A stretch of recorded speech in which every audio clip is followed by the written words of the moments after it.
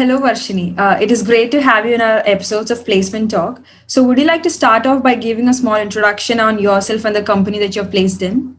Hi everyone. I am Varshini Ege. I am a final year graduate in VIT Chennai, specialized in electronics and computer science branch, which is ECM. I've been part of many clubs like Enactors, Debate Society, here and there, few MUNs, and yeah, so that is pretty much about me. I'm placed in a company called Zuora, which is a subscription renewal service based company. Uh, I've been offered the role of a software engineer, and the CTC is 17 lakhs, with 3 lakhs being reserved stocks. First of all, congrats on your placement. We definitely understand that this was no piece of cake. So, can you elaborate on the application and selection processes and the various resources that you stuck to? The application process for this was a little simple. We were asked to apply for the company through our campus portal, and then we filled a Google form that asked us about our percentages of 10th and 12th and engineering. After that, actually, this company came only for CS, IT, and ECM branches.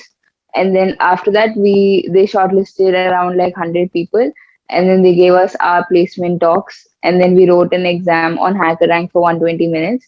And after that, I think around 20 to 30 students were shortlisted for interview process. And then there was only one interview, luckily for this, which was both HR and technical for 1 hour. And then after that, they announced our results. Strategies that I used were four. One was YouTube. There's for topics like OS or DBMS or networkings, for which you need just the theory concepts. I looked into YouTube. I felt that was more useful and I could understand much better through YouTube. There's this channel called Gate Smashers that you guys can check it out. It's really good. Then for coding and DSA, there are two main websites. One is Geeks for Geeks and the other is Lead Code. So Geeks for Geeks, there's this course called DSA Self-Paced, which is what I use. It covers all your theory concepts. It's for Java and C++, but even Python students can use it. And Lead Course is where I solve most problems. Try solving harder problems and medium problems because those are the ones that you get in the exam. And then, yeah, also if you're preparing like 1 day before the interview and you just want the overall gist of all the points that you made, you can go to this website called Edureka, where you get all summary of all the questions that you might get asked in an interview. It's great to see that all of these worked out for you. Now, moving forward, how was a coding round and how did you approach it? So the coding round was a little different for this interview. We had three coding questions. One was a DS algorithm question based on dynamic programming. The other was a SQL question that we had. And then there was another question on Java and not in JavaScript. So these are the three questions. I tried the SQL question was still simpler because I've been doing a company where I'm used to writing code in SQL. So I did run the query. And the dynamic programming, I think when you solve in Geeks for Geeks or Lead Course, you kind of get an estimate of how you can solve the question, or it's just based on experience. So I was able to run that.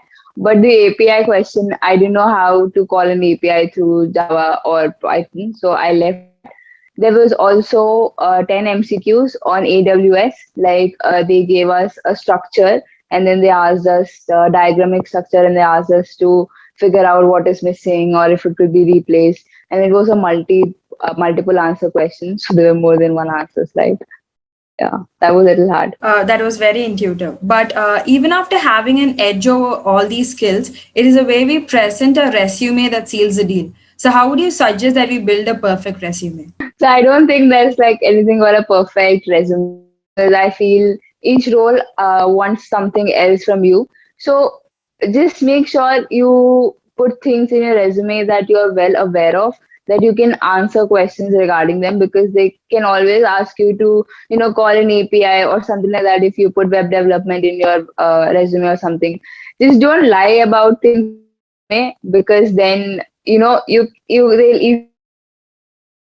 that you're confident, try to put more variety of things, little club activities that you did, projects that you did, and try to leave like one or two things from your resume so that you can answer questions like if they ask what is apart from this resume, or what did you learn new, so something like that. So my only advice is try putting things that you are well aware of, and also that you can answer questions about. That is all they will look for you in your resume. All these projects and work experiences are a huge backing for us, and there is an array of options and opportunities I like to choose from. So, what do you recommend to keep in mind while deciding upon one? So for internships and projects are very important in your placement process.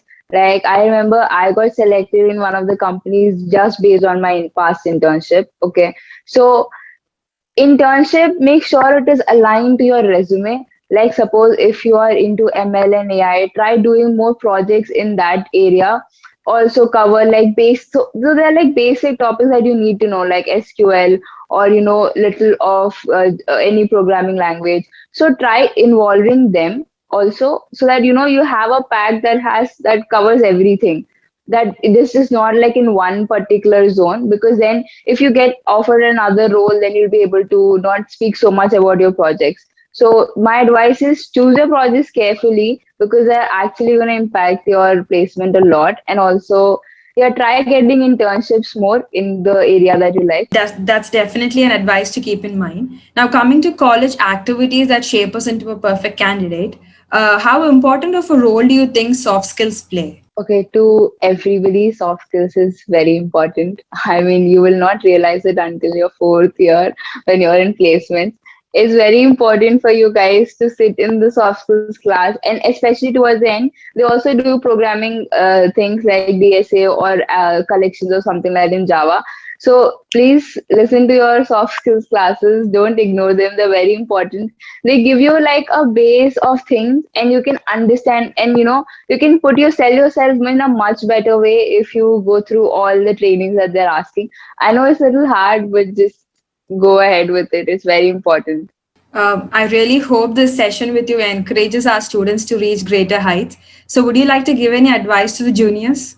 One major advice I would say is that if you're into placements and if you want to get placed in the company through campus placements, start coding. There's no other way. Even if you belong to the the triple E mechanical, just start coding, because you will realize that throughout there'll be super dream companies that keep coming, that will need you to do at least some coding, so you cannot escape from it. So if you want to get placed, then just start coding. Even if, like for us, the placement started in July, so super dream companies came even in January and February and March.